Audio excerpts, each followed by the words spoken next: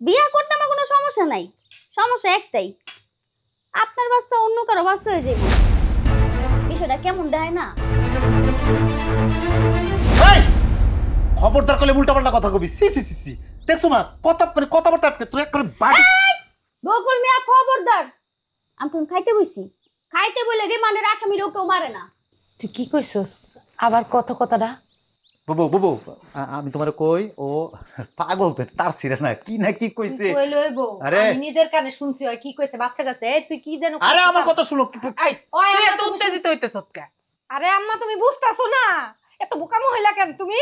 তোমার তোমার নাতি পুতি ওর পেডে, হ্যাঁ ওটা এটাই কইলো এই বংশের বাত্তি। বুবু বুঝো না বেজাল লাগে না লাগে কথা কইতেছে, বেজাল লাগতে না তুমি চিনো না ওরে। ওরে দেখে আমার প্রথমেই সন্দেহ হয়েছিল ওই পোয়াতি। এ বুবু কি যে কইতাছ? আমার তো মনে হয় ওর পেটে জমজ আছে, আবার তিনটাও হইতে পারে।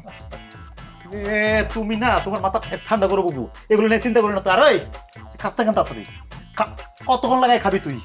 হ্যাঁ কতক্ষণ লাগাই তুই? এই খবরদার, আমার উন্নার মধ্যে কলম সবসময় বিষ বান্ধা থাকে। হ্যাঁ উল্টা পাল্টা কিছু কইলি কি রে বুবু? তুমি ঘরে কি সত্যি সত্যি রাসেল ব্যাপার ঢুকছে?